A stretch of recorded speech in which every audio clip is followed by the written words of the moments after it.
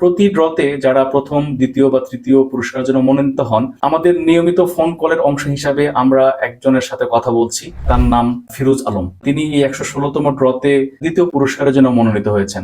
আসসালামু আলাইকুম। ওয়ালাইকুম আসসালাম। আপনি মিস্টার ফিরোজ আলম বলছিলেন? জি আমি প্রাচুর্য.com থেকে বলছি। আপনি ভালো আছেন? জি জি জি আলহামদুলিল্লাহ ভালো আছি। আপনি ভালো আছেন? জি। প্রাচুর্য.com কি, এটা আপনি জানেন কিনা একটু বলবেন? জি জি জি জি আমি অলরেডি মেসেজ পেয়ে গেছি। আপনাদেরকে অনেক অনেক ধন্যবাদ। কি নিউজ পেয়েছেন আপনার মুখ থেকে? আমরা আপনাদের প্রাচুর্য.com থেকে একটা মেসেজ আসছে যে আমি 116তম ড্রতে আমি দ্বিতীয় পুরস্কার প্রাপ্ত হয়েছি।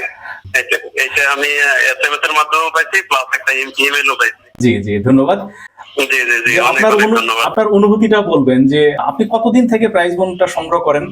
আমি এটা খুব বেশি দিন হয় নাই, এটাই আমার কাছে প্রাইজ বন্ড আমার কাছে আসার পরে এটাই ছিল আমার প্রথম ড্র।